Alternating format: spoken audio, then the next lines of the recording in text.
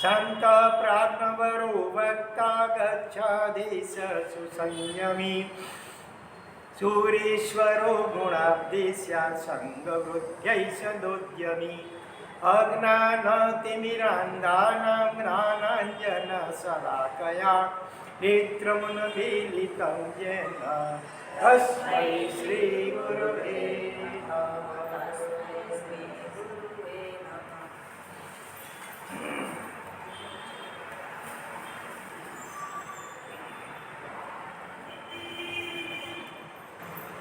अरिहंत अरिहंत अरिहंत अरिहंत अरिहंत अरिहंत अरिहंत अरिहंत अरिहंत अरिहंत अरिहंत अरिहंत अरिहंत अरिहंत अरिहंत आदिनाथ आदिनाथ आदिनाथ आदिनाथ आदिनाथ आदिनाथ आदिनाथ आदिनाथ आदिनाथ आदिनाथ आदिनाथ आदिनाथ आदिनाथ आदिनाथ आदिनाथ आदिनाथ गुरुदेव गुरुदेव गुरुदेव गुरुदेव गुरुदेव गुरुदेव गुरुदेव गुरुदेव गुरुदेव गुरुदेव गुरुदेव गुरुदेव गुरुदेव गुरुदेव गुरुदेव ओम गुरु गुरुदेव जय गुरु जय गुरु जय गुरुदेव ओम गुरुदेव जय गुरु जय गुरु जय गुरुदेव ओम गुरुदेव जय गुरु जय गुरु जय गुरुदेव ओम गुरुदेव जय गुरु जय गुरु जय गुरुदेव ओम गुरुदेव जय गुरु जय गुरु जय गुरुदेव ओम गुरुदेव जय गुरु जय गुरु जय गुरुदेव ओम ऐं नमः ओम ऐं नमः ओम ऐं नमः ओम ऐं नमः ओम ऐं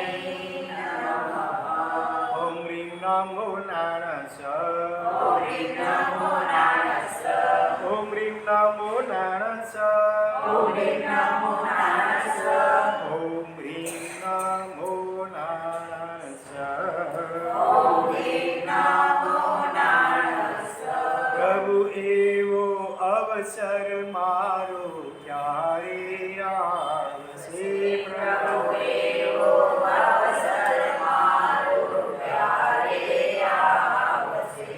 आर्त रौद्रनो युग्म अनादि कारणो आर्त रौद्रने युग्म अनादि कारणो वर्ते छे मुझ आत्ममा वडभावजो वर्ते छे मुझ आत्ममा वडभावजो धर्म शुक्ल अग्निना अतिशय जोरमा धर्म शुक्ल अग्निना अतिशय जोरमा भस्मीभूत कई जासे क्यारे सावजो भस्मीभूत कई जासे क्यारे सावजो प्रभु एवो अवसर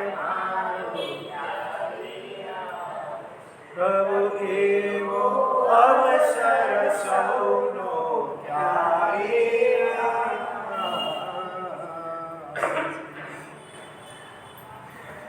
जिनको सच्चे अर्थ में सुखी होना है परलोक में तो भले सदगति और मोक्ष की बात, लेकिन इसी जन्म में भी अगर जीवन में सच्ची शांति प्राप्त करनी है, सच्चा है हैप्पीनेस, इनर हैप्पीनेस प्राप्त करनी है, आनंद प्राप्त करना है, तो उनको चाहिए कि अपने मन के ऊपर वॉच रखें, मन में हमेशा शुभ भाव बनाए रखें। बाहर से चाहे कैसी भी प्रतिकूल परिस्थितियां भी हो, लेकिन हमारे चित्त में दुर्ध्यान किसी भी प्रकार का नहीं होना चाहिए। 4 प्रकार का आर्त ध्यान भी नहीं होना चाहिए और 4 प्रकार का रौद्र ध्यान नहीं होना चाहिए। तो क्या होना चाहिए चित्त में? हमेशा धर्म ध्यान। शुक्लान ध्यान तो इस काल में यहाँ पर संभव नहीं है, लेकिन धर्म ध्यान बना रहना चाहिए। धर्म ध्यान के भी 4 प्रकार कौन से? आज्ञा विचय, अपाय विचय, निपात विचय और संस्थान विचय धर्म ध्यान। पहले 3 प्रकार की हम विगतवार विचारणा कर चुके हैं। कल से हमने चौथा संस्थान विचय धर्म ध्यान उसकी व्याख्या करने का प्रारंभ किया है। संस्थान माने आकार, आकृति। संस्थान माने कोई संस्था है, मंडल है, वो इसकी बात नहीं है। संस्थान माने आकृति, आकार। किसका आकार है? अपने शरीर के आकार की बात नहीं है। पूरे यूनिवर्स, पूरा ब्रह्मांड, पूरा विश्व, हाँ, उसमें कौन सी कहाँ पर क्या क्या हो रहा है और हम कैसे कैसे स्थानों में से भूतकाल के अनुभवों में कैसी कैसी अवस्थाओं में से पसार होकर के इस मनुष्य जन्म में आए हैं, उसका सम्यक प्रकार से चिंतन केवल ज्ञानी, त्रिकाल ज्ञानी, सर्वज्ञ भगवंतों ने केवल ज्ञान के प्रकाश में पूरे विश्व का अनंत भूत भविष्य वर्तमान तीनों काल का जो स्वरूप देखा और अपने उपदेश में जो उन्होंने फरमाया, उसके आधार से उनके पट्ट शिष्य जो गणधर भगवंत कहे जाते हैं, उन्होंने शास्त्र के रूप में उसको निबद्ध किया। उसके आधार से हमें पूरे यूनिवर्स का भी मैप यानी नक्शा आज मिलता है। और ये यहाँ पर जो है नक्शा, ये पूरे 14 ब्रह्मांड या 14 राजलोक का ये मैप यानी नक्शा है। ये कैसे आकार लगता है? जैसे कोई आदमी खड़ा है, अपना पाँव दोनों नीचे फैला करके, ऐसे पाँव फैला करके अपने दोनों हाथ को अपने इधर कमर पे रख करके ये कौन न समझो और ऊपरी सिर समझो। इस प्रकार के ये पूरे 14 ब्रह्मांड कहो कि पूरा विश्व उसका ये आकार है। उसमें उसके 3 विभाग हैं। नीचे का जो यहाँ से ये मध्य लोक है, इतना इधर जहाँ पर हम अभी हैं मध्य लोक में, इससे नीचे ऐसी 7 नरक पृथ्वियाँ हैं और ऊपर देवलोक, वैमानिक देवलोक हैं, उनके मध्य में है। तो कल हमने व्याख्यान में अधोलोक यानी नीचे का जो लोक है, पाताल लोक जिसे कहते हैं, उसमें क्या क्या आया हुआ है उसके ऊपर कितना विचार किया था। क्या आया है? 7 नरक पृथ्वियाँ। हम भी ये नरक पृथ्वी के ऊपरी तल पर हैं। पहली जो नरक पृथ्वी का नाम क्या है? रत्न प्रभा। और उसका दूसरा नाम क्या है? देखो पढ़कर, हाँ, धम्मा नहीं, गम्मा, घर का ग, गम्मा, सेकंड नाइन। तो पहली नरक उसकी चौड़ाई कितनी है? चौड़ाई 1,80,000 योजन और 1 योजन बराबर 3600 मील। इतनी चौड़ाई है। तो फिर नीचे की चौड़ाई कम होती जाती है और सातों में जो नरक रहते हैं उनकी उत्पत्ति नारकी जीवों की कैसे होती है। जो जीव पंचेंद्रीय जीवों का वध करते हैं, गर्भपातनी करते हैं, खून वगैरह मंडल वगैरह करते हैं, महाआरंभ और महापरिग्रह रखते हैं, परिग्रह के ऊपर बहुत मूर्छा आसक्ति रखते हैं। हाँ, ये फैक्ट्रियाँ कारखाना वगैरह जो बहुत छो चलाते हैं बिंदास, उस पर कितने जीवों की, असंख्य जानन जीवों की रोज हिंसा होती रहती है। ऐसे बड़े पाप जो करते हैं अथवा रौद्र ध्यान जो करते हैं, अधिकतम विषय कषाय की हमें आसक्त रखते हैं, ऐसे जीव जमीन का रात्रि भोजन भी बिंदास रूप से करते रहते हैं। तो ऐसे जीव की नरक की आयुष्य कर्म बंद होता है और उनको नरक में जाना पड़ता है, जहाँ कम से कम कितनी आयु होती है? 10,000 वर्ष की पहली नरक में, और 7वीं नरक में मिनिमम 22 सागरोपम, असंख्य वर्ष है सागरोपम माने, और अधिक से अधिक मैक्सिमम 33 सागरोपम की आयुष्य होती है। वहाँ सुसाइड में आत्महत्या करके भी हम भाग नहीं सकते हैं। शरीर का चाहे कितना भी टुकड़ा हो जाए फिर भी प्राण नहीं निकलते हैं। जैसे थर्मोमीटर का पारा होता है, बिखर जाता है, फिर साथ में करो ऐसा ही हो जाता है, जैसे उनका शरीर हो जाता है।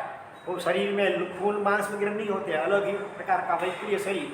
वो शरीर इतना विभत्स होता है, एकदम काला खलूटा विचित्र प्रकार का, देख नहीं सकते ऐसा। वहाँ की गंध कैसी होती है? यहाँ पर किताब में लिखते हैं गंध।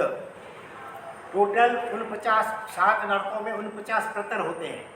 पहली नरक में कितने? 11, फिर 9, 2 कम होते जाते, 7, 5, 3, 2, 1, टोटल 49। उसमें से सबसे ऊपर वाला जो पहली नरक का प्रतर है जो उसका, उसमें से इतना सा एक टुकड़ा, पहले प्रतर इतना दुर्गंधमय होता है, इतना एक छोटा सा टुकड़ा, इतना सा कौड़ी, खेलने की कौड़ी होती है समुद्र में, इतनी कौड़ी, इतना सा टुकड़ा वहाँ से निकाला जाए और इस पृथ्वी लोक में लाया जाए तो उसकी इतनी भयंकर दुर्गंध होती है कि जिससे लिखते हैं कि आधा कोस माने 2 मील, 1 कोस माने 4 मील, नहीं 2 मील होते हैं, 1 कोस माने, तो 1 1 मील तक के क्षेत्र में जो भी मनुष्य वगैरह होते हैं वो खत्म हो जाए। इतनी भयंकर दुर्गंध होती है, जहरीला गैस होता है, जैसे एमोनिया, क्या एमोनियम हाइड्रोजन, वो जहरीला होता है, सांस में जाए तो घुटन होती है, आदमी मर भी जा सकता है। तो इतना वो जहरीला घुटन भरा होता है गैस, उससे गंध कि 1 मील के क्षेत्र में जो भी मनुष्य वगैरह जीव होते हैं वो मर जाए। ऐसी दुर्गंध पहले प्रतर इतने से टुकड़े में होती है। और जो 7वीं नरक का जो प्रतर होता है उसका अगर इतना टुकड़ा यहाँ पर लाया जाए तो लिखते हैं 24.5 कोष माने गांव, माने 49 मील में रहे हुए मनुष्य पशु पंछी सब मर जाते हैं। इतना भयंकर उसकी दुर्गंध होती है।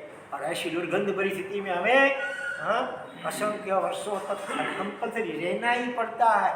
यहाँ पर कहीं कहीं को बहुत शौक होता है, सेंट इत्र वगैरह, कितने फूलों को, और आजकल तो सेंट बनते हैं तो पंचेंद्रिय जीव उनकी हत्या करके उनके शरीर में से अमुक पदार्थ निकाले जाते हैं, उससे वो बनते हैं। और हमारे शौक के लिए बस उसका उपयोग करते हैं, उसमें आसक्ति, कितना अच्छा लगता है। इससे राग करने से, आसक्ति करने से जो कर्म बंद होता है तो ऐसी अवस्था में हमें कर्म सत्ता फेंक देती है, जहाँ असंख्य वर्षों तक ऐसे दुर्गंधमय वातावरण में रहना पड़ता है। अभी कोई पशु मर गया हो, समझो कुत्ता या बैल, हाईवे पर कितने पशु मरे हुए दिखाई देते हैं, और उसका कलेवर सब जो है सड़ जाता है, कितनी भयंकर बदबू आती है, वहाँ से गुजर नहीं सकते तो नाक को नाक देना पड़ता है। उससे तो अनंत गुणी दुर्गंध वो नरक के अंदर हमें होती है। हमारे शरीर में भी ऐसी दुर्गंध और वहाँ के पूरा वातावरण, एटमॉस्फेयर भी ऐसा भयंकर दुर्गंध होता है, भयंकर अंधकार होता है। वहाँ की पृथ्वी का स्पर्श भी एकदम रुक्ष और कर्कश होता है, पर्वत जैसा। तो वर्ण गंध रूप रस सब भयंकर कोटि के वहाँ पर होते हैं। तो ऐसी ये 7 नरक पृथ्वियाँ हैं, और इसका कल थोड़ा विस्तार से वर्णन किया था। इसमें कुछ बातें अभी भी जला कर चली गई है। इसमें स्त्रियाँ जो होती हैं, लेडीज, वो अधिक से अधिक, जब पहला संगयन होता है वज्र ऋषभ नारायण शरीर का, तब की बात है। अधिक से अधिक कितने नरक में जा सकती है? अधिक से अधिक 6। 7वीं नरक में आपको इतना कंसेशन मिल रहा है। कुदरत, ये नेचुरली बात है, ये किसी का कानून बनाया हुआ नहीं है, कुदरत का क्रम ऐसा ही है। क्योंकि उसकी जो शरीर की संरचना और मनोबल भी इतना वो तीव्र नहीं हो सकता है कि जिससे 7वीं नरक के योग्य कर्मबंधन हो सके। जबकि मनुष्य जेंट्स जो होते हैं, अभी नहीं, अभी तो 2 नरक के कर सकते हैं, लेकिन जो पहला संगयन होता है, वज्र ऋषभ नारायण शरीर का संगयन होता है मजबूत, तब 7वीं नरक तक भी जेंट्स जा सकते हैं। महावीर क्षेत्र में आज पहला संगयन वहाँ पर विद्यमान है, तो वहाँ से मोक्ष में भी जा सकते हैं, सर्वासिजमान ऊंचे देवलोक में भी जा सकते हैं, और 7वीं नरक तक भी जा सकते हैं। इसीलिए केवल महावीर क्षेत्र में जन्म लेने का मनोरथ नहीं करना है, भगवान के सानिध्य में हमारा जन्म हो, ये खास। और भगवान के साथ जन्म होने के बाद तीसरा श्रवण, ज्ञान गवेद वैराग्य, और भगवान के वरद हस्त से हमें चारित्र मिले, ऐसी भावना, ऐसे मनोरथ हमें करने हैं। बरोबर है। सांप जो होते हैं, सांप पहला संगठन जो होता है तब की बात है, अधिक से अधिक 5वीं नरक तक जा सकते हैं। जहरीले विषय सांप कितने लोगों को लंक लगा करके मार दिया होता है, खुदकार करते रहते, क्रोध करते रहते हैं, वो अधिक से अधिक 5वीं नरक तक जा सकते हैं। ऐसे सब बनाता है। तीर्थंकर की आत्मा अधिक से अधिक, वो भविष्य में तीर्थंकर होने वाला हो, तो अधिक से अधिक 3 नरक तक जा सकता है। देखो जिन शासन कितना निष्पक्षपाती है। भगवान जो होने वाले, तीर्थंकर परमात्मा होने वाले हैं, वो भी अगर अगले जन्म में कुछ ऐसी गंभीर भूल कर देते बैठते हैं जान मानो की, उनको भी कर्म सत्ता छोड़ती नहीं है। आज भी सैनिक महाराजा का जीव कहाँ है? पहली नरक में है। आलती लगा के बैठो। तो पहली नरक में है। आगामी 24 के, अभी जैसे ऋषभ भगवान हुए, तो आगामी 24 के पहले तीर्थंकर पद्मनाभ स्वामी होंगे। और वो अभी कहाँ है? अभी नरक में है, जैन शासन कहता है। क्योंकि अगला भाव सैनिक राजा का था, उस जन्म में अभी भगवान महावीर स्वामी के संपर्क में नहीं आए थे, उनको सत्संग नहीं मिला था, तब ये बात है। कई राजाओं को शिकार करने का, शिकार को क्या कहते हैं अंग्रेजी में? हंटिंग। हंटिंग उसका शौक होता है, बंदूक से, तीर से, तलवार से, बाघ से, हिरण, कई पशुओं को, पंछियों को मारते हैं केवल शौक के लिए, तो उनको नरक भुगतना पड़ता है। तो एक सगर्भा हिरनी थी, प्रेग्नेंट थी हिरनी, उसके पीछे दौड़ते हैं तो अपने घोड़े पर बैठ करके वो भागती है, भागती है, कितनी भाग सकेगी, थक गई, तीर लगाया, उसके पेट में लगा, गिर गई, वो भी तड़पते तड़पते मर गई, उसका पेट में बच्चा था वो भी कांपते कांपते मर गया। और इधर सैनिक महाराजा खुशी मनाते हैं, मैं कितना निशानबाज, कितना ताकतवर, एक तीर से दो को खत्म कर दिया। एक तो पाप किया है, सगर्भा हिरनी का शिकार भयंकर पाप किया है, ऊपर से अनुमोदना करते हैं, खुशी मनाते हैं, इससे ऐसा चिकना नरक की आयुष उसी समय बंध गई। बाद में भगवान महावीर स्वामी मिले भी उनको, और भगवान की खूब भक्ति की, इतनी भक्ति की कि तीर्थंकर नाम कर में भी उपार्जन कर लिया। लेकिन इससे पहले नरक की जो चिकनी आयुष है, निकासित आयुष बन गई। अगर वो खुशी मनाते ना, तो इतना निकासित कर्म शायद नहीं भी होता, तो पीछे से भगवान मिले, भगवान की भक्ति वगैरह की, पश्चाताप किया होता तो शायद वो नरक आयु की आयु टल भी सकती थी। लेकिन तीव्र अनुमोदना की खुशी मनाई पाप करके, उसी से इतना चिकना मजबूत वो कर्म बंधन हो गया कि उसकी वजह से आज उनको नरक में जाना पड़ा है। बाद में उनको जब पता चला भगवान महावीर की देशना से कि आपके आगामी जन्म नरक में होने वाला है, तो उन्होंने भगवान को बहुत प्रार्थना की कि भगवान आपका शिष्य, आपका भक्त होकर के मैं नरक में जाऊंगा, मैं नरक के दुखों से डर करके आपको विनती नहीं करता हूँ, लेकिन दुनिया क्या कहेगी कि देखो भगवान महावीर भी अपने ऐसे भक्त राजा को भी नरक में जाने से बचा नहीं पाए, तो आपकी दुनिया में लघुता होगी, आपके लिए लोग दुनिया टीका करेंगे कि भगवान महावीर का क्या मतलब, अपने ऐसे भक्त को भी नहीं बचा पाए। तो इसीलिए कृपा करके कोई उपाय हो तो बताइए, तो वो भाई उपाय करो ताकि मुझे नरक में जाना नहीं पड़े और आपकी लघुता न हो। भगवान जानते थे केवल ज्ञान से कि भाई ये संभव नहीं है, ये चिकना कर्म बंध गया है, वो भुगत के बिना छूटता ही नहीं है। कर्म विज्ञान थोड़ा हमने 2 दिन पहले भी सोचा था चित्रपट के आधार से, उसमें भी कुछ बातें तो बहुत रह भी गई है। कर्मबंध 4 प्रकार से होता है, स्पष्ट, बद्ध, निधत्त और निकासित। निकासित माने अति चिकना, वो बिना भोगे छुटकारा नहीं होता है। बाकी के जो कर्म होते हैं सामान्य मध्यम वगैरह, वो हम प्रायश्चित पश्चाताप करते हैं, तपस्या करते हैं, प्रायश्चित लेते हैं, प्रतिक्रमणारी करते हैं, आलोचना लेते हैं, उससे खत्म भी हो सकते हैं अथवा उसकी शक्ति कम भी हो सकती है, कि स्थिति भी कम हो सकती है। लेकिन जो निकासित कर्म अति निकासित हो गए हैं उसको तो बिना भोगे छुटकारा होता ही नहीं है। इसलिए कभी भी कोई पाप करना नहीं है, हो भी जाए, करना पड़े मजबूरी से, तो भी खुशी तो कभी नहीं मनाने की भूल से भी, नहीं तो वो चिकना एकदम हो जाएगा, वो बिना भोगे छुटकारा नहीं होगा। फिर भी भगवान ने उनके आश्वासन के लिए, उन्होंने बहुत भगवान को विनती की, तो उनके आश्वासन के लिए 1 नहीं, 2 नहीं, 3 नहीं, 4 उपाय अलग अलग बताए। 4 में से एक भी उपाय करने में वो कामयाब नहीं हो सके, आखिर नरक में जाना पड़ा है।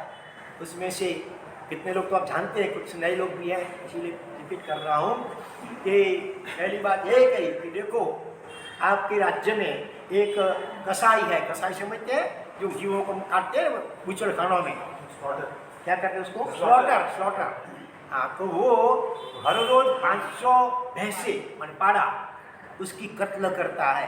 अगर एक दिन के लिए भी तुम उसको रोक सको ना कत्ल करते हुए, तो तुम्हारी नरक टल सकती है। भगवान जाते होने वाला नहीं है। फिर भी सैनिक राजा के आश्वासन के लिए पहला उपाय बताया। सैनिक राजा को हुआ हो तो बड़ी आसान बात है, आखिर कुछ स्लॉटर है, आखिर तो मेरा एक प्रजाजन है ना, उसको तो मानना ही पड़ेगा मेरा हुक्म, और वो भी एक दिन की बात है। तो आए आज दरबार में बुलाया उस स्लॉटर को, नाम क्या था, काल सौकरिक नाम का वो स्लॉटर था, जीवों को मारने वाला। बुलाया तो कहा देखो मेरी आज्ञा है, तुमको एक दिन के लिए 24 घंटे के लिए एक भी पशु को मारना नहीं है। वो बेचारा हाथ जोड़ करके गिड़गिड़ाता है, माफ कीजिएगा ये मेरे से नहीं हो पाएगा।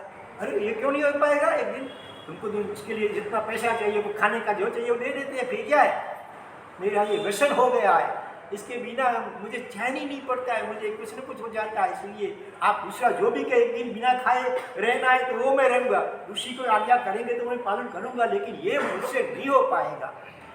ये भी राजा ने क्या किया, फिर उसको एक कुआं था बड़ा, गहरा कुआं, उसमें पानी नहीं था, बड़ा सा कीचड़ जैसा था, तो उसमें रस्सी में से बांध कर उसको नीचे उतार लिया कुएं में, और ऊपर वॉचिंग रख लिया, वॉचमैन को रख लिया शस्त्र सहित, कि उसे भाग नहीं पाए। और 24 घंटे तक उसको उस कुएं में रखा, और फिर भगवान के पास गए। आपको मालूम है, सुना ये दृष्टांत? फिर भगवान को पूछा, भगवान अब तो मेरी नरक टल गई ना? भगवान ने कहा नहीं, अरे भगवान मैंने इस तरह उसको रोक दिया हिंसा से, जरा उससे पूछो तो। अरे भगवान मैंने उस पर वॉचिंग रखा था, वॉचमैनों कितने को रखा था, शस्त्र सहित पैरगीरों को रखा था, भले रखा था, फिर भी पूछो उसको बुलाया, पूछा, बोल तूने 24 घंटे में इतनी प्राणी की हत्या की है, पाप करना। आपने पहले से मैंने कहा था वो मुझसे नहीं हो, लेकिन कुएं में कहाँ से तुमने भैंसों को मारे? क्या किया था उसने? कीचड़ था ना, थोड़ा मिट्टी और ऐसा गीला गीली मिट्टी, उसके वो भैंसा में पाना बनाता है, और फिर ऐसे अपने हाथ से ऐसे उसको मारता है। भाव हिंसा तो हो गई ना, जीवन पहले भाषा नहीं है, लेकिन मारने का भाव परिणाम तो था ना, इसीलिए वो हिंसा टली नहीं, तो पहले उपाय में निष्फल गए। भगवान कृपा करके और कोई उपाय बताइए, तो भगवान ने दूसरा उपाय बताया। कौन सा उपाय बताया? कि देखो तुम्हारे राजमहल में एक दासी है, उसका नाम क्या है? कपिला। कपिला नाम की वो दासी वो अभव्य, कालसौरी की भी अभव्य जीव था। अभव्य माने कभी भी जिसका मोक्ष होने वाला ही नहीं, अनंत काल के पीछे भी जिसकी मुक्ति होने वाली नहीं है, संसार में हमेशा जन्म मरण करते रहना है जिसको, ऐसे जीवों को अभव्य कहा जाता है। तो कालसौपरी कसाई जो था वो भी ऐसा था। कपिला नाम की दासी वो भी क्या थी? अभव्य जीव थी, और वो कभी भी खुद तो इतना कुछ भी दान दे नहीं सकती थी, दूसरे जीवों को दान देता हुआ देख करके उसका सिर दुख जाता है, उसको बुखार आ जाता है। ऐसे कई जीव होते हैं, खुद तो धर्म करते नहीं है, दान नहीं दे रहे, दूसरा कोई करता है तो उनको भी अच्छा नहीं लगता है। तो ये कपिला दासी का ऐसा स्वभाव था। तो एक दूसरा इसमें दृष्टांत मेरा याद आता है, शेख बहुत कंजूस थे, कोई मांगने के लिए गया और कुछ जाओ बढ़ जाओ, नहीं जाता है वो, कुछ ऐसे फेंकते हैं उसकी ओर मारने के लिए, वो उठा लिया, चलो ये तो डाल दिया, आज इतना दिया तो कल वो दूसरा कुछ दे देंगे, ऐसी बात है। तो राजा ने उसको बुलाया, महाराज साहब को विनती करके बुलाया होगा पिछले, और फिर दासी को कहा, खीर बनाई थी खास, दासी को कहा चलो महाराज साहब के पात्र में डालो, अपने हाथ से भराओ, अरे माफ करना ये मेरे से नहीं हो। अरे इसमें क्या तकलीफ है? ये जो अपने घर में तो बनाने के नहीं है, राजमहल में बनी हुई खीर है, तुमको केवल अपने हाथ से महाराज साहब के पात्र में डालना है, लेकिन ये मेरे से नहीं होगा। अब दूसरा जो कुछ कहो, उपवास करने की आज्ञा करो वो करूँगी, लेकिन नहीं हो पाएगा, नहीं करना पड़ेगा। राजा की आज्ञा तो क्या करें, बेचारी कांपते हुए हाथों से जैसे तैसे करके वो चम्मच पकड़ा, जैसे तैसे करके, जैसे वो कंपवा होता है शरीर में, जैसे तैसे दोहरा लिया। क्षणिक राजा को संतोष, चलो हास, ये तो मेरी ये उपाय तो सफल रहा। और जाते हुए भगवान को पूछते हैं, भगवान अब तो मेरी मरक टल गई ना, क्योंकि मेरे आंखों के सामने कपिला दासी ने महाराज साहब के पात्र में खीर बह रही है, उसका दान दिया है। भगवान ने कहा नहीं, अरे क्या बात है, आप तो कभी झूठ नहीं बोलते भगवान, लेकिन जो मेरी आंखों में देखा वो क्या भ्रम था? हो सकता है कभी अपनी आंखों से देखते हैं, उसमें भी कितना भ्रम हो सकता, नहीं होता है क्या? हाँ, आकाश में चांद सूरज कितना दिखते हैं, इतना होता है क्या? सूर्य चंद्र इतने होते हैं, इतने होते हैं विराट, फिर दिखने की अपनी आंख दिखाती है, इतने हैं चंद्र, इतना है सूर्य, तारे इतने हैं क्या? रेल की पटरियाँ होती है, नजर करो दूर ऐसे देखो, ऐसे यहाँ चौड़ी इतनी, फिर धीरे धीरे संकरी होती जाती है। वास्तव में ऐसा है क्या? नहीं है ना, एकदम समांतर है दोनों पटरियाँ, फिर भी हमारी आँख धोखा देती है हमको। इसीलिए कभी अपनी आंखों से देखा, उसमें भी गलती हो सकती है, तो फिर सुनी हुई बात में तो और गड़बड़ हो सकती है। इसलिए कोई किसी का दोष बताए तो तुरंत सही मत मान लेना कि हाँ ये ऐसा ही है, बरोबर। तो कपिला ऋषि को बुलाया राजा ने, क्या बोल, तूने मेरी आंखों के सामने महाराज साहब को दान नहीं दिया खीर का? नहीं दिया, मतलब माफ करना। अरे मेरी आंखों से सामने दिया, झूठ बोल दिया, मैंने नहीं दिया। किसने दिया है? वो चम्मच था ना मेरा, ने कहा चम्मच उसने दिया, मैंने नहीं दिया है, माफ करना। देखो ऐसी परिणति होती है जीवों की। माल भी अपना था, पराया माल था, अपना नहीं था, फिर भी वो बस वैसे उसकी परिणति ऐसी हो जाती है, वो नहीं दान दे ही नहीं पाती है। तो भाव से तो दान नहीं हुआ, इसलिए दूसरा उपाय भी निष्फल गया। तीसरा उपाय भगवान ने क्या बताया कि देखो तुम्हारे राज्य में एक श्रावक है जिसका नाम है पूर्णिया श्रावक। रुई, कपास की रुई होती है ना, उसको ऐसे काट करके उसकी पूरी बनाते, पूरी, और फिर उसको बेचता है। इसके ऊपर से नाम पूनम चंद भी हो सकता है, और फिर पूर्णिया श्रावक के नाम से प्रसिद्ध हो गए। वो जब सामायिक करते थे ना, एकदम ध्यान में उतर जाते थे भीतर आत्मा में। वो माला लेकर यज्ञ की किताब लेकर पढ़ते नहीं थे, इतना वो करीब करीब निर्विकल्प जैसी अवस्था में आसानी से जा सकते थे, इतना उनका शुद्ध हृदय हो गया था। उसके कसा इतने कम हो गए थे, अंतर्मुखता इतनी गहरी हो चुकी थी। अगर वो उसका एक सामायिक, उसका जो पुण्य तुम खरीद सको ना, तो तुम्हारी नरक टल सकती है। अरे ये तो आसान है, राजा है, कितना उनके पास सोना चांदी और रत्न जवाहरात होते हैं, एक सामायिक का पुण्य, इसमें क्या है? आए सैनिक राजा खुद घोड़े पे बैठ के उनके घर पे गए।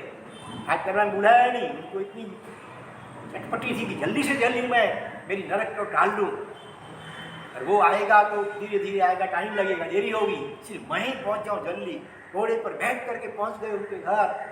पुण्या श्रावक तो आश्चर्यचकित हो गए, राजन आप भगत सम्राट और वैसे जैसे एक सामान्य गरीब आदमी के घर पे पधारे, पधारो, लेकिन मेरे जैसा कुछ काम होता तो मुझे हुक्म किया होता हो सिपाहियों के द्वारा, तो मैं आ जाता। चलो वो सब बातें छोड़ो, एक जरूरी अर्जेंट काम है, हुजूर फरमाइए क्या काम है, क्या सेवा मैं आपको कर सकता हूँ। देखो तुम जो सामायिक करते हो ना रोज, उसमें से केवल एक सामायिक का पुण्य जो है मुझे चाहिए, मैं खरीदना चाहता हूँ। उसके लिए मुझे जितना भी धन चाहिए वो बोल लो, मैं देने के लिए तैयार हूँ, लेकिन तुम्हारी एक सामायिक का, नागेंद्र भाई, हाँ, एक सामायिक का पुण्य नागेश भाई चाहिए। उन्होंने कहा राजन ओ ऐसा ऐसी मेरी किस्मती कहाँ से है कि मेरा सामायिक के पुण्य आपके काम आए, लेकिन मुझे मालूम नहीं है कि एक सामायिक का पुण्य कितना होता है। भगवान जो कहेंगे वो मुझे स्वीकार्य है, मान्य है। मैं तो फ्री भी ले सकता हूँ, लेना चाहता हूँ, लेकिन आपके तो फ्री नहीं चाहिए, मुझे खरीदना है तो ठीक है। भगवान महावीर स्वामी जो भी कहेंगे एक सामायिक की कीमत, उसमें मैं आपको दे दूंगा। आए भगवान के पास, भगवान वो देने के लिए तैयार है, लेकिन उसने पूछाया है कि एक सामायिक की प्राइस कीमत क्या है। भगवान ने क्या कहा, राजन तुम्हारा पूरा मगध देश जो बिहार में है, पूरा मगध देश उसको दे दो ना भेंट करके दान के रूप में, तो भी उसके एक सामायिक का पुण्य तुम खरीद नहीं सकते हो। एक सामायिक का इतना विशिष्ट गजब का पुण्य है। तो सामायिक माने आत्मा का गुण है, समता में रहना, संभाव। तो संभाव क्या पैसे से खरीद सकते हैं? चलो रुपयों से नहीं तो सोना मुहर, चांदी से, सोने से, हीरे से, रत्नों से, वो तो साधना से आता है, अभ्यास से आता है। संभाव, समता, कसाई कम होते चारों, क्रोध मान माया लोभ, वो रुपयों पैसे से नहीं हो सकता है। वो तो तप जप ज्ञान ध्यान भक्ति वगैरह से हो सकता है। तो पूरा तुम्हारा राज्य दे दो तो भी एक सामायिक के बराबर नहीं कर सकते हो। इतना पुण्य, इसलिए हर एक कम से कम एकाध सामायिक को प्रतिदिन करना चाहिए। ऐसे ऐसे श्रावक और श्राविकाएं वर्तमान काल में भी हैं, हर रोज के 10 और 12 सामायिक करते हैं, 2 टाइम प्रतिक्रमण, और 8 या 10 सामायिक करते हैं। तो जब देखो तब बस सामायिक ले लेते हैं, एक टाइम भोजन करते हैं, आंबी करते हैं, एकादशना करते हैं, इतना समय छूट रखा, आंबी या एकादशना करके आ गए, वापिस सामायिक या 3-3 सामायिक साथ में ले लेते हैं। कोई बड़ा निशांगर्ष करते हैं तो 8 सामायिक साथ में ले लेते हैं।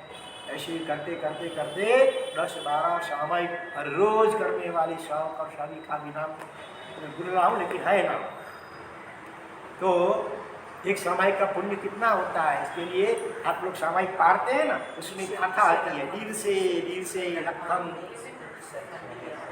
देखो पर सामायम करे न पाओ। एक व्यक्ति हर रोज 1,00,000 खांडी सोना, सुवर्ण मुद्रा गोल्ड, उसका दान देता है। और खांडी भी बड़ा माप, कितने मण होते हैं, कब एक खांडी बनती है, तोला नहीं, किलो नहीं, मण नहीं, बड़ा मण से भी बड़ा माप है खांडी उस जमाने का।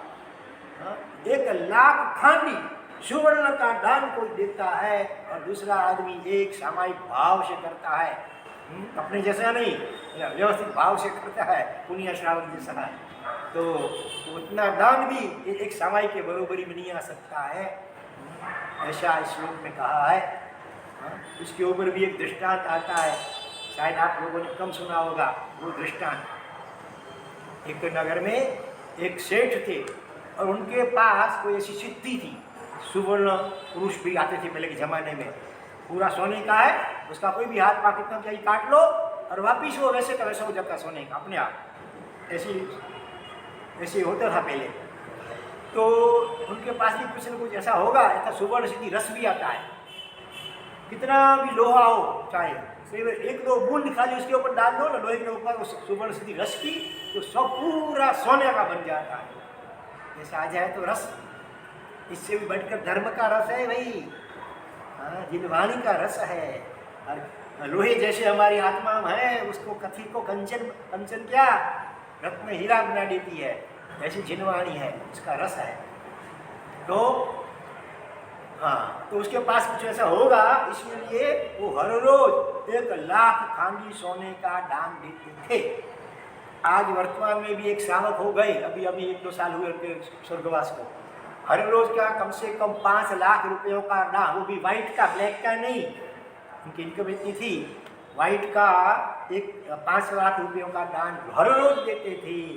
कभी हॉस्पिटल में, कभी स्कूल बनाने में, किसी के भी धार्मिक अपने विविध कार्यों में दान देते थे। उसका नाम क्या था मालूम है? दीपचंद भाई गार्डी, नाम सुना है ना? वो एक्सपायर हो गए, लेकिन जाने से पहले वे अपने बच्चों को, संतानों को बोलते गए, बेटा तुम भगवान से ऐसा प्रार्थना करो कि मैं तो केवल 5 लाख रुपया के दान दे सकता हूँ, तुम 5 करोड़ का दान हर रोज दे सको, ऐसी प्रार्थना करो, ऐसे भाव करो, ऐसा मनोरथ करो।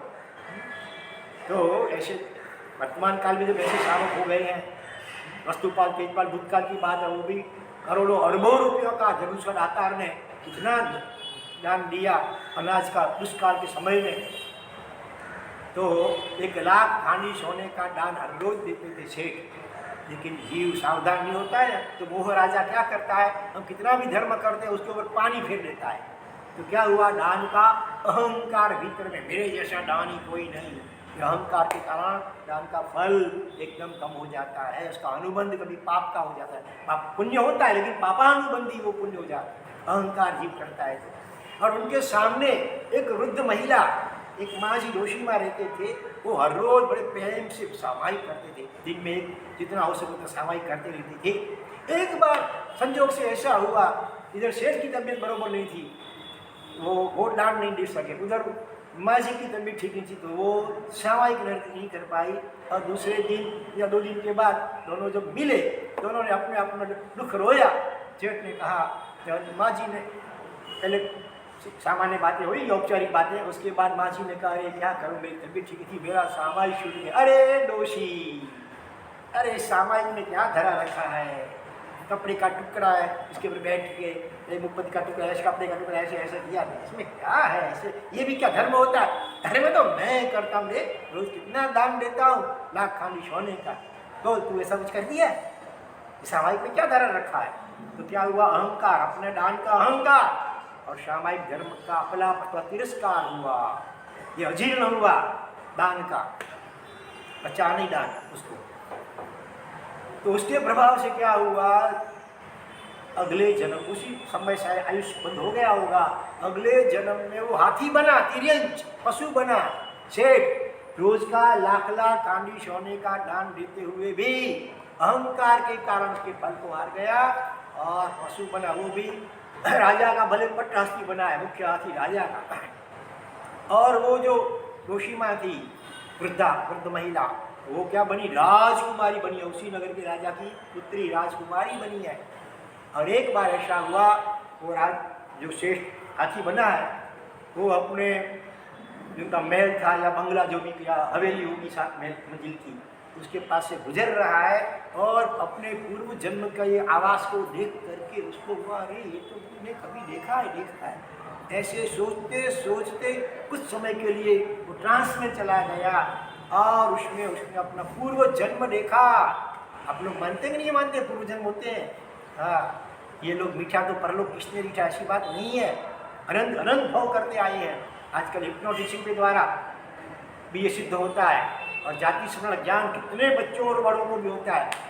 जो क्रिश्चियन लोग और मुस्लिम लोग नहीं मानते हैं पुनर्जन्म वगैरह में, उनके बच्चों को भी पूर्वजन्म की स्मृति होती है। कितने किस्से आजकल होते हैं। तो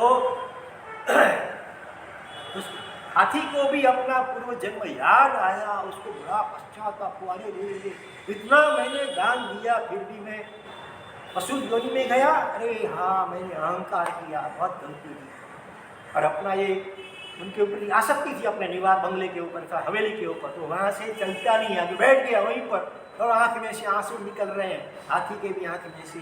वो महावत कितना भी कोशिश करता है, उसको अंकुश मारता है आगे खड़ा करने के लिए, आगे चलाने के लिए, लेकिन वो उठता ही नहीं है, रोता ही रहता है हाथी भी।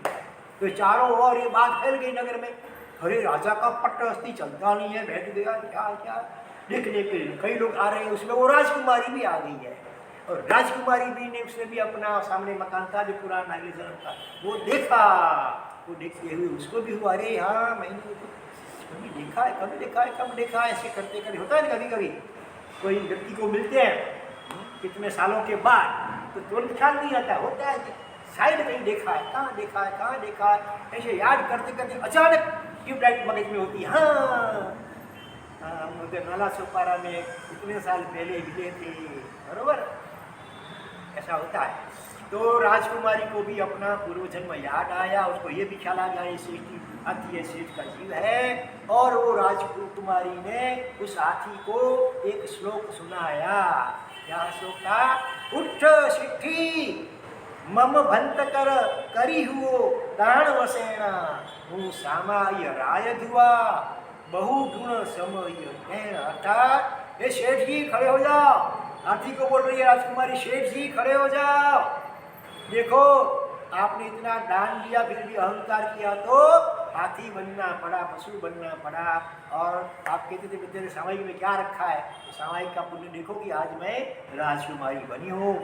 तो ये सुन करके उसको ख्याल में आ गया और मतलब कि फिर तो हर रोज वो भाव सामायिक करने लग गए हाथी। राजकुमारी को गुरु मान लिया, जैसे स्थापनाचार्य है वैसे उनको गुरु समझ लो, बैठे हैं सामने, और वो शांत 48 मिनट तक शांत रहना, सामायिक मान संभाव में रहना। तो हाथी भाव से सामायिक करने लग गया, आगे चल करके देव विग्रह हुआ। तो कहने का मतलब सामायिक अगर सम्यक प्रकार से करते हैं, समभाव की अभिवृद्धि हो, समता की, ऐसा लक्ष्य रख करके करते हैं। अब तो माला गिनते रहते, देखते रहते हैं, बातें भी करते रहते हैं, इन्हें भजने सुख नहीं, मौन पूर्वक करना चाहिए, सीधा ध्यान मुद्रा में बैठ के करना चाहिए, उसके तो आँखें बंद रखना चाहिए, अथवा तो सामने भगवान की तस्वीर हो उसके सामने बस आँखों में आँख मिला करके ऐसा सामायिक करना चाहिए, मेडिटेशन के रूप में सामायिक करना चाहिए। तो उसका फल तो अपरंपार होता है।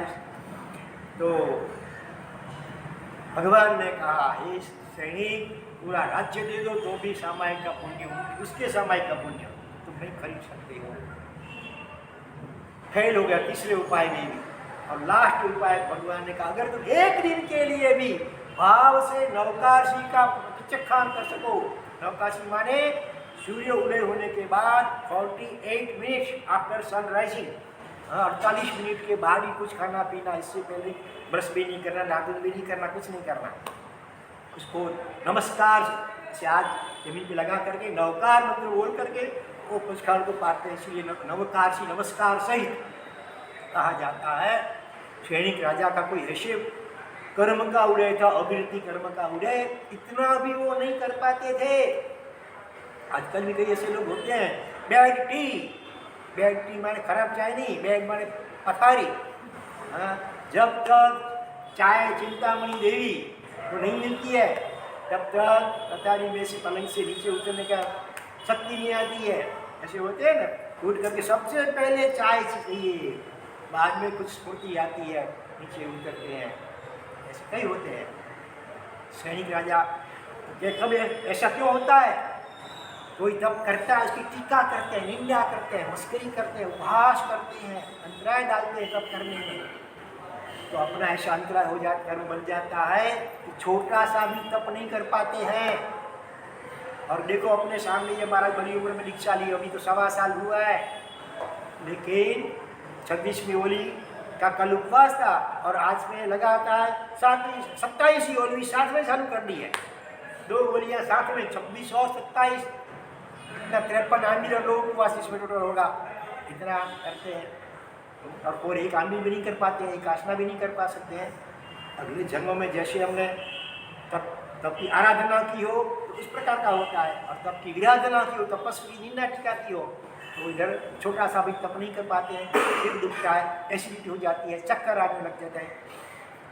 तो सैनिक महाराज की ऐसी शारीरिक स्थिति थी, शारीरिक और मानसिक, कि वो एक नरक सामने टल जाए, इतना बड़ा प्रलोभन होते हुए भी एक दिन के लिए भी वो भाव से नौकार से नहीं कर पाते थे। वो कर्म कैसे होते हैं भयंकर देखो।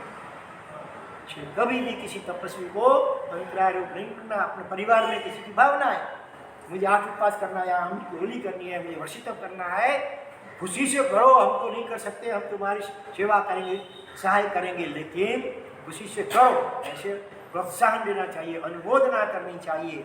उसकी जगह पे रोक देते हैं तो अंतराय कर्म हो जाता है, और फिर अपन छोटा सा भी तप नहीं कर पाते हैं कभी।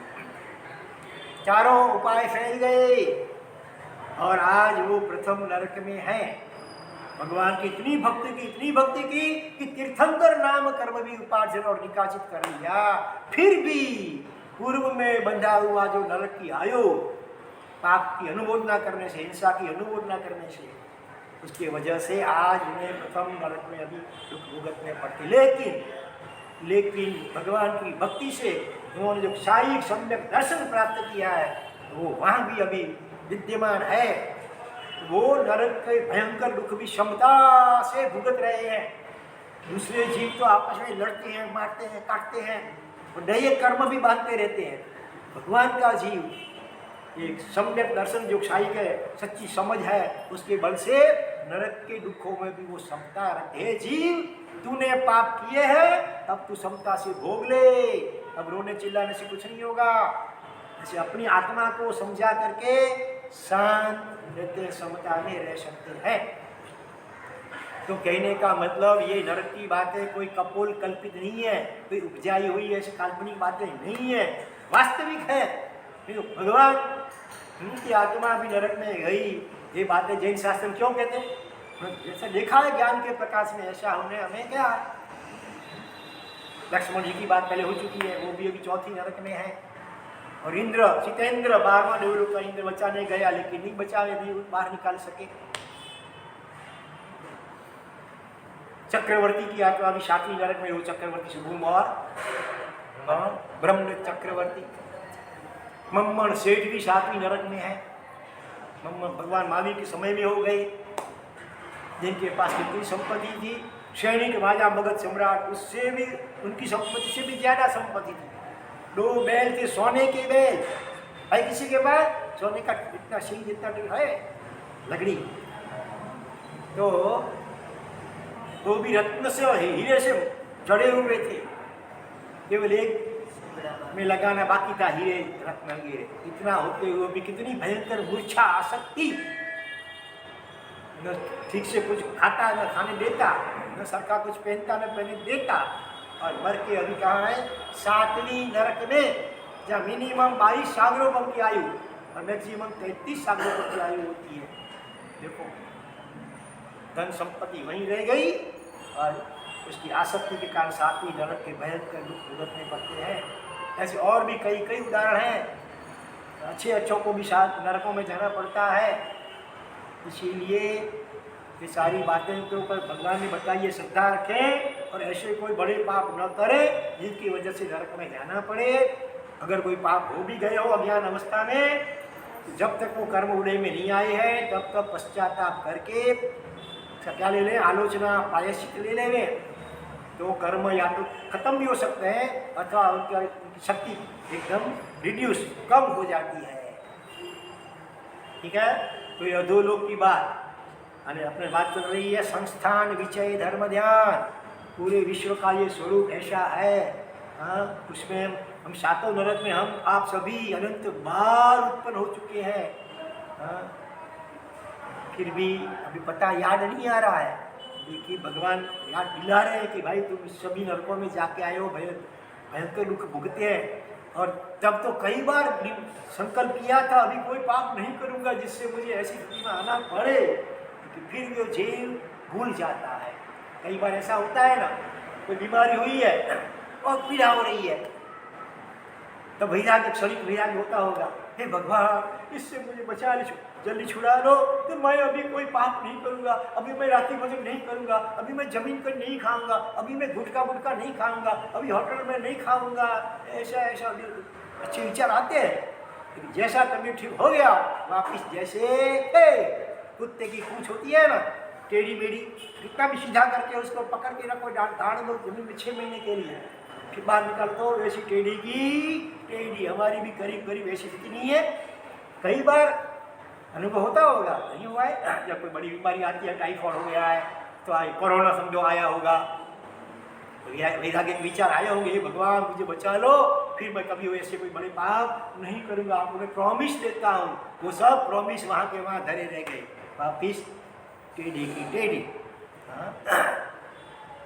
એને દીધેલા કોલ તમે ભૂલી ગયા, જૂઠી માયાને મોહમાં ફસાઈ રહ્યા, હવે બાકી છે એમાંડું ધ્યાન, જીવન થોડું રહ્યું, તમે ભાવે ભજી લો ભગવાન, जीवन થોડું રહ્યું। जब गर्भ में थे ना, कितना हवा आती थी, एयर कंडीशन, बारिश के दरवाजे थे वहाँ पर, और वो भी उल्टा, सिर नीचे टांग नीची, आसपास में कितना सेंट थी ना, अतरा कितना क्या था, हीना हीना इतना था कौन सा था आसपास में सब।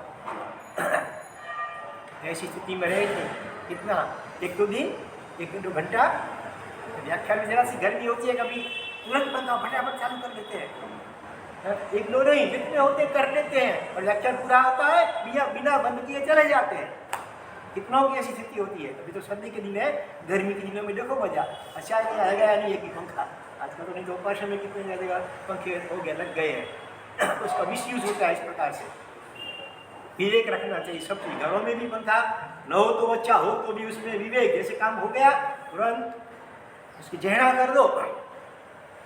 हम एक बार राजस्थान में विचर रहे थे, एक घर में घुसने के लिए गए थे, जैसे प्रवेश किया दरवाजे के सामने ही पंखा था, चल रहा था, आवाज आया अचानक, मैं क्या हुआ, देखा तो एक सीढ़िया बेचारी टकरा गई चलते हुए पंखे से, ऐसा धड़क, मस्तक अलग हो गया, धड़क अलग तुरंत मर गई। इतनी घटनाएं होती है, दुर्घटनाएं, इसलिए जहाँ तक संभव हो सहन करें, थोड़ा सहन करने का आदत करें, नहीं तो गर्भ में अनंत बार जन्म हमने जाके आए, नरक आपको नहीं दिखती है। गर्भावस्था को मानते कि नहीं मानते हैं? हाँ, वहाँ क्या स्थिति होती है जानते हैं सभी। तो फिर कम से कम ऐसी स्थिति में बार बार नहीं आना पड़े, इसके लिए भी जितना हो उतना पाप कम करो, थोड़ा सहन करने की आदत डालो। तुरंत तुरंत एसी चालू करिए, पंखा चालू करिए, वो नहीं। तो घर में करते भी है तो जैसा उसका उपयोग पूरा हुआ तुरंत उसका स्विच ऑफ कर दो, उसको ऐसे ही चलते मत रखो। तो क्या अपनी बात है? हाँ,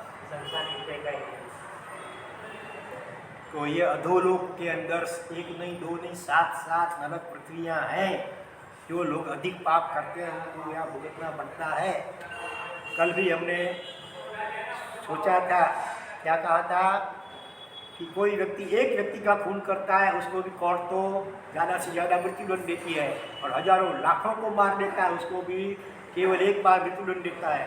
अब यह कोर्ट, तो ये क्या न्याय हुआ? नहीं हुआ।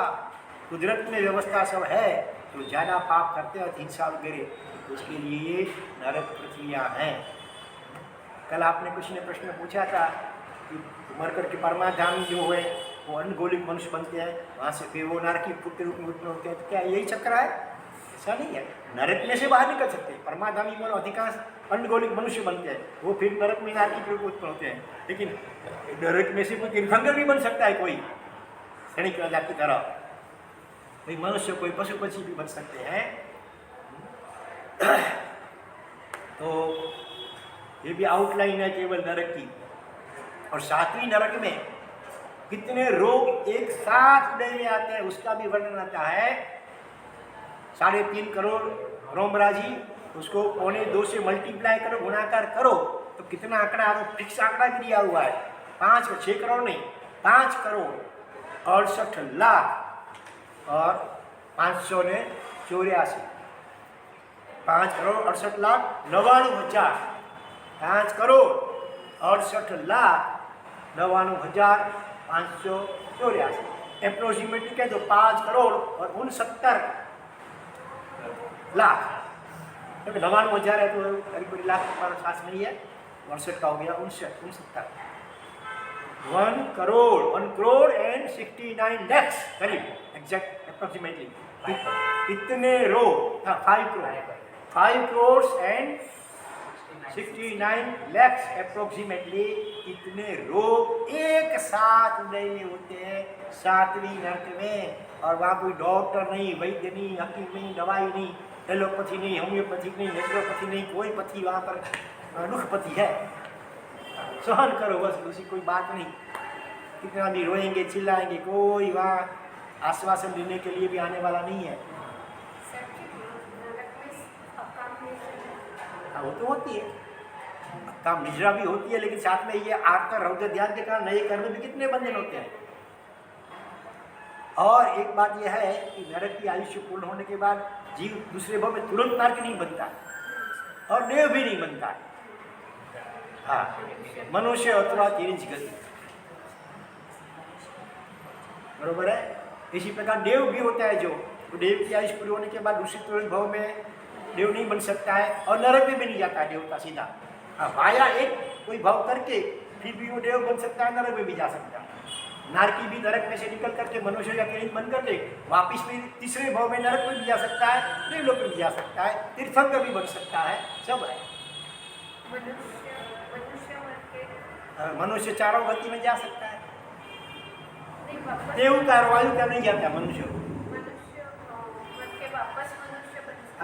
मनुष्य मर करके वापस मनुष्य अधिक से अधिक 7 या 8 भाव, उसमें 8वां भाव नियम से युगलिक मनुष्य का ही होता है।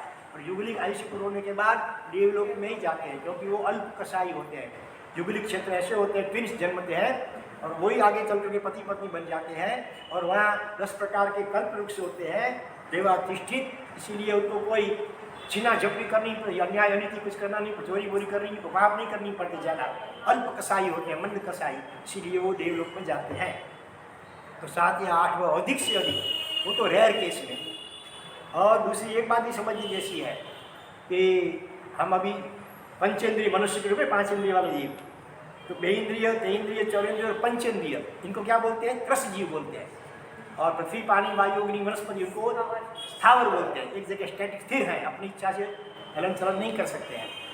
तो ये त्रस पर्याय जो हमारा है, तो अधिक से अधिक कितना समय तक टिक सकता है? 2000 सागरोपम। अनंत पुद्गल परिवार की अपेक्षा से ये तो कुछ नहीं है, 2000 सागरोपम। उसमें भी 1000 सागरोपम विकलेंद्रिय अवस्था में, बेइंद्रिय, तेइंद्रिय, चौरेंद्रिय, पंचेंद्रिय पढ़ने में तो 1000 सागरोपम। उसमें भी मनुष्य जन्म कितने हैं? अधिक से अधिक कितने? 48 48 जन्म मनुष्य के हो सकते हैं, अधिक से अधिक। फिर कंपल्सरी कर्म और ये मनुष्य जन्म पाकर के अगर हमने कोई साधना नहीं की, आत्म साधना, अपने आत्मा का साक्षात्कार अनुभव नहीं किया, सम्यक दर्शन की प्राप्ति नहीं की, तो फिर वापिस कर्म सत्ता एक केंद्रीय अवस्था में फेंक देती है। पृथ्वी, वायु, पानी, वायु, अग्नि और वनस्पति का में यावत निगोद में भी जाना पड़ता है। इतना दुर्लभ कर्म है ये मनुष्य जन्म। बहुत शांत चित्त से गंभीरता से सोचना है। हाँ, और ऐसा कुछ धर्म पुरुषार्थ साधना करनी है, आत्म साधना, मन परमात्मा की भक्ति वगैरह, जिससे अपनी आत्मा की पहचान हो जाए, अनुभव हो जाए, तो ये हमारे भाव भ्रमण सीमित हो सकता है, लिमिटेड। नहीं तो अनलिमिटेड चलता ही रहता है, चलता ही रहता है। तो ये संस्थान विषय धर्म ध्यान में अभी तो हमने थोड़ा अधोलोक का भी पूरा वर्णन नहीं है। हाँ, अभी इसमें भी और भी है, पृथ्वी, पहली पृथ्वी, नरक के नीचे क्या क्या और भी है नरक के सिवाय। हाँ, 10 प्रकार के भवन पति, 8 प्रकार के विंतर, 8 प्रकार के वाण विंतर है, वो सब भी नीचे हैं। तो उनका आवास वगैरह कैसा है, कैसी स्थिति है, ये सारी बातें भी हमें आगे सोचनी है कल। उसके बाद मध्यलोक में जहाँ हम रहते हैं, तो ऐसे कितने क्षेत्र हैं, कितने द्वीप समुद्र वगैरह हैं, कितना उसका विस्तार है, वो भी समझना है इस चित्रपट के माध्यम से। 2.5 द्वीप का है, मनुष्य क्षेत्र का है ये चित्र। उसके बाद ऊर्ध्वलोक में कितने वैमानिक वगैरह, कितने देवलोक होते हैं, वहाँ क्या स्थिति होती है। और लास्ट में सबसे ऊपर सिद्धशिला मोक्ष।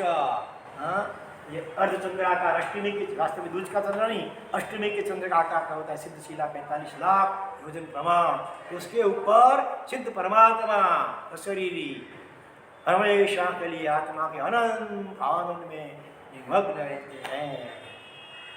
तो वहाँ पहुँचना है हमें, बरोबर है, तभी हमारा परिभ्रमण रुकेगा हमेशा के लिए। तो पूरे 14 ब्रह्मांड में इतनी सी जगह बाकी हमने नहीं रखी है कि जहाँ 1 बार 2 बार नहीं, अनंत बार जन्म मरण जन्म मरण जन्म मरण नहीं किया हो। शांति से विचारें तो